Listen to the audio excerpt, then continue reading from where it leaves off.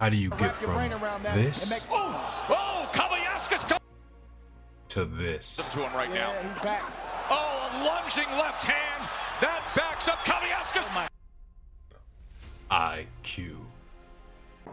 How can I die if I'm immortal? Monster in my eyes, I'm immoral. I ain't got no time to be cordial.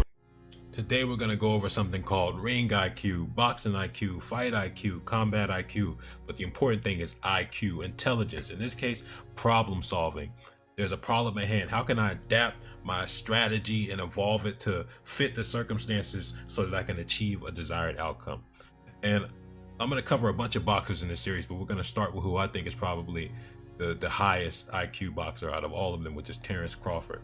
And I'm going to cover the Kabayaskis fight because I thought it was interesting. This one I never really watched before, so let's get straight into it. The first thing I noticed in the first round is that Terence Crawford was fighting mostly from the outside, but there was a particular moment with like 40 seconds left where he decided to stay in mid-range a little bit. So like if you look at the distance between their feet, look how close their feet are. So he's standing in front of them and he's looking for activity, but as soon as Kabayaskis is going to throw this left hook, watch how the distance between their feet grows. Kabayaskis throws a power jab, he steps in, and then look, from there on out, the distance is completely different.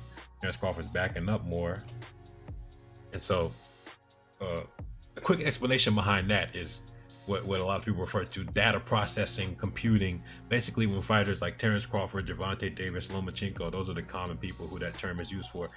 When they're fighting early on, they lose rounds and they look a little bit like slow and tentative. That's because they're really trying to like process how the opponent reacts to certain things, and then based upon those reactions, they change how they act in the ring.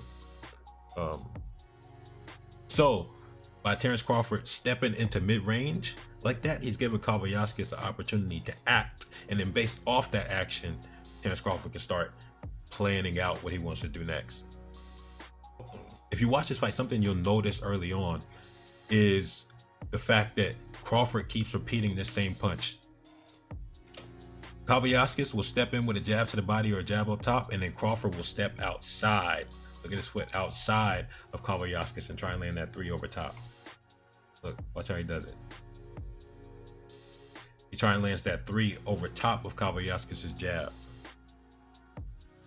And so he was doing it to the body jab, and now you're going to see how he starts doing it to the jab up top. He sees possible success with that. He's now going to try and bait Kabayaskis so he can get the counter on his own terms. And he's going to bait him with his own jab. Look, he's going to jab him. So he makes Kabayaskis jab with his own jab and then tries to counter over top. He's missing, by the way. Pay attention to how he's missing all these shots. And Crawford is a little bit impatient early on, and Kabayaskis is very patient. He's waiting for Crawford to make a mistake. And Crawford makes a mistake here by lunging in after he misses his right hook. He tries to follow up. So the right hook by itself isn't landed, so Crawford tries to follow up. And instead of Kabayaskis backing all the way up, he plants and lands a 1-2 that knocks Crawford off balance. And Kabayaskis, even though this video is about Terence Crawford, Kabayaskis does a good thing here of changing up the way he reacts to that counter 3 from Crawford. Instead of pulling straight back, he actually crashes in to smother the punch. So he changes his defensive reaction so that it doesn't get repetitive, because if it gets repetitive, it becomes a pattern, and patterns can be timed to take advantage of, taken advantage of. Now we get into something I call punch selection, which is what type of punch are you throwing, how are you throwing it, when are you throwing it, and where are you throwing it. So notice this type of punch he throws. It's the same type of punch we saw earlier, a loop and hook, but it's real wide. And then notice how he changes and adjusts the angle and style of the punch right here. It's almost a completely different punch. Instead of being more of a hook, it's more of like a hook or jab or a loop and jab or a swivel jab. They're all kind of referring to the same thing. And it's a tighter punch. It looks more like a jab now. And that one actually lands compared to all the other hooks that miss. Remember those body jabs from Kabayaskis.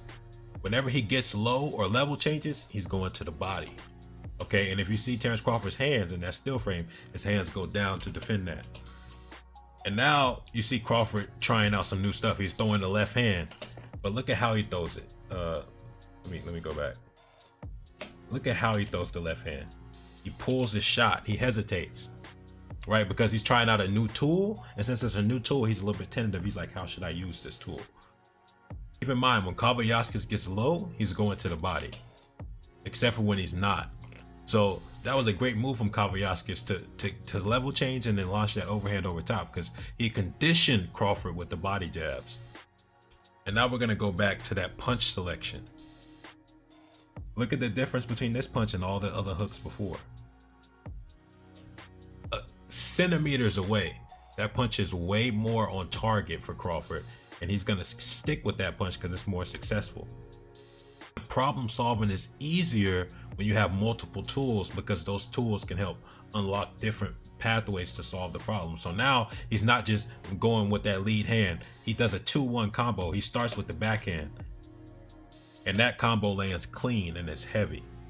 So he's gonna keep that in mind too. He's like, oh, here's another thing that's successful, here's another tool I can use.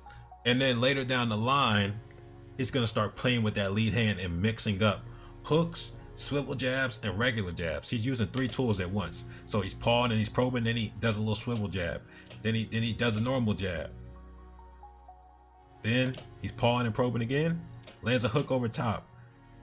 This is part 1. I'm finna make a part 2 and upload that, but like and subscribe so you can catch that when I upload it. Immortality Serum out. Immortality Serum is the faction. Plenty entertainment if you're asking. Game of commentary and reactions. There ain't no faking, neither is the capping. It just goes lights, camera, action. Let's go.